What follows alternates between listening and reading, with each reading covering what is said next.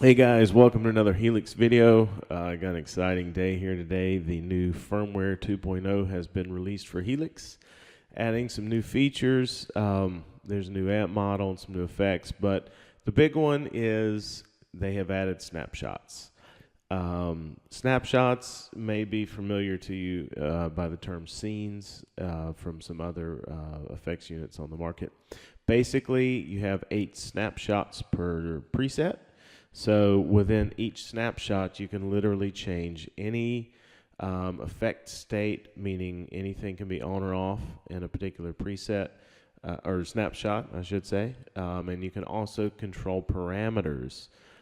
So snapshot 1, the gain knob on your amp would be set to 2, and snapshot number 2, you could set it to 10, so whatever.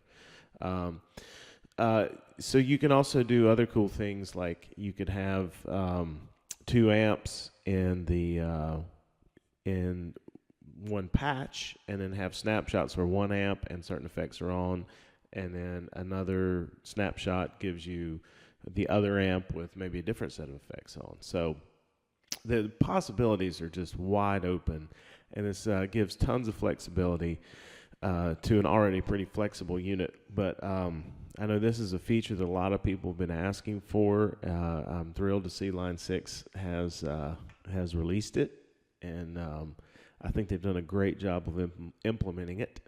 What I'm going to do is just kind of give you a real brief overview because quite honestly, I still got things to learn. This update just came out, so still a learning process for me. I just kind of set up 8 quick snapshots within a preset that I use regularly, just so I can show you kind of how that's done for anybody getting started with this. And let me know if you have any questions. We'll learn together. But so very simply, I just went in and I've got 8 snapshots here, and I've kind of named them accordingly.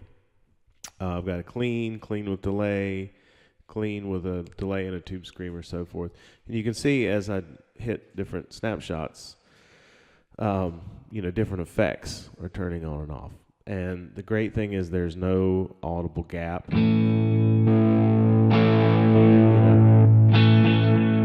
As you do this, like if you're changing presets, which is one of the reasons I don't like to change presets, there's a gap there. So for folks that have found the gap between changing presets and spillover between presets of delay and reverb effects a problem, this is definitely a way to kind of help out. We can maybe build a flexible patch that can cover all your bases. So I'm just going to show you real quick how to save snapshots and rename them and what you can do with it. And then you can take it from there, and hopefully as I have more time to mess with it, I'll hopefully come up with some more creative things to do with it, and I'll share that with you guys. And please share your ideas in the comments. I'd love to hear what you guys are doing with snapshots. So anyway, we'll get started here. Normally these would just be named snapshot 1 through 8. And as you flip through, you do see the number here change, so you can be aware of what number snapshot that you're on. So basically, snapshot 1 in this example is just clean, nothing going on. I wanted to do one where the way I did this one, again, this is more or less for example purposes. I don't know that I'd use it exactly like this, but I just have it where it steps up, where like I'm adding a delay, then I'm adding a tube screamer. Now that would be easy enough to do with just hitting in manual mode, but I can also just go straight from clean to clean with the delay and the tube screamer.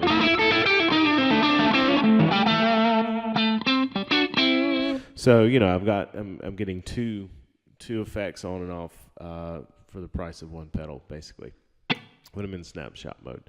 So how do you do that? How do you define a snapshot? Well, the simple way is defining what effects are on and what effects are off. So as an example, let me just go over here to this one. So if I wanted to change and add, say I wanted both of these delays on for snapshot number 2, All I've got to do, I've turned this snapshot on, I hit save. Okay, and then when I go from 1 back to 2, there it is. If I don't want that on, if I want to get it back to the way I had it, hit save. And now it's back to the way I had it. And that, so basically, you just want to highlight the snapshot that you want to affect, turn on whatever you want to be within that snapshot, and then hit save, and it will remember it. So, also, it's pretty meaningful to be able to rename snapshots. Just left click on the snapshot name, you can copy it or rename it here. So it's going to be difficult to remember 8 different snapshots versus if you name them, you kind of have something to go by. For example, I have one where I just called it "It's On." So all my distortions are on and delays.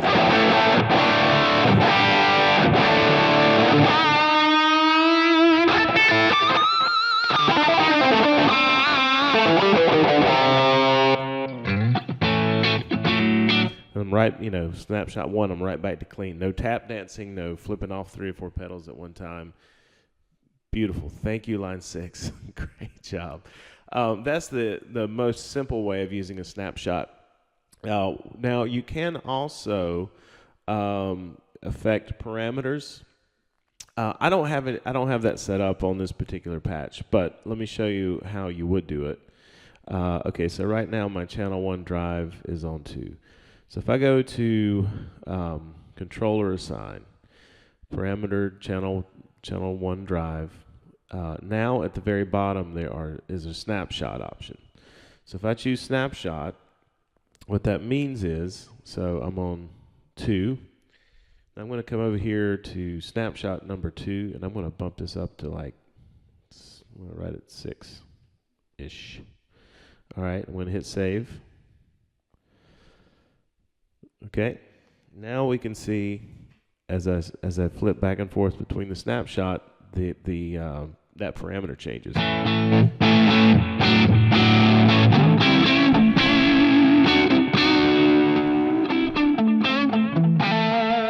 Now I've got it. I haven't changed it on any of my other snapshots, so only on snapshot 2 is it going to jump up to 6.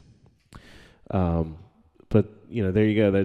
So you can do that with any parameter on the unit. So that's really cool. I'm just going to turn this back off before I forget. I left it on.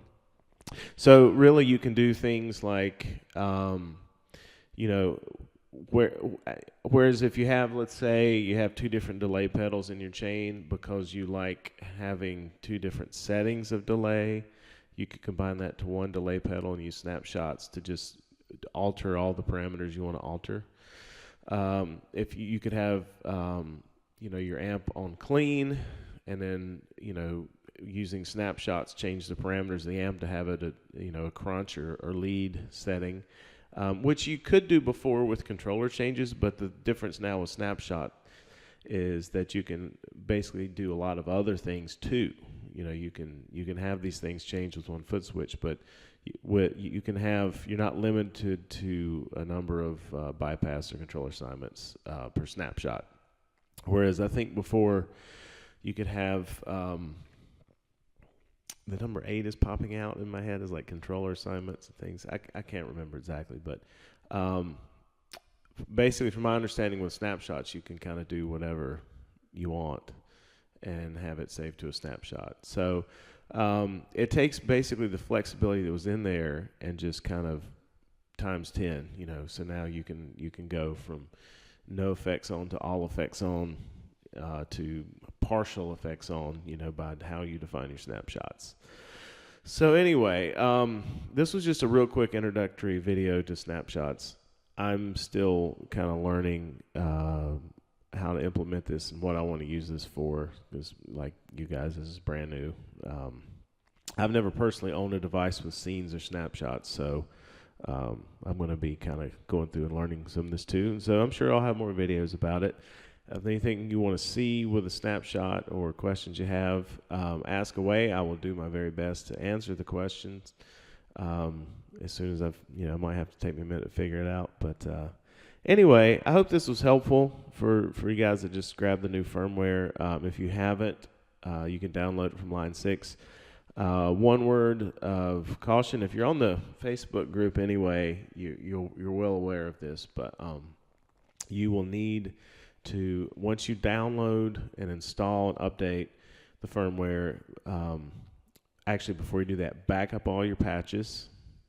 Very important. Back up your patches first. Okay, then do the update, and then after you do the update, power off the Helix, power it back on holding down foot switches 9 and 10, which are the two in the middle on the bottom row, and it's going to kind of reinitialize everything. And then you'll have to go in and reload your patches using the editor that we're looking at here. So anyway, be sure and do that, or it will be a sad day if you have to rebuild all your patches from scratch. Also, it will reset all of your global settings, so you may have to just go back, just kind of mentally take note of any global changes you've made, and you just have to go back and kind of get those back in order. But that's not too big a deal, and very small price to pay for the new features we're getting here. Thank you so much, Line 6, for doing this, and thanks for a great product, and thanks for keeping on making it better. So thanks again. We'll see you guys next time.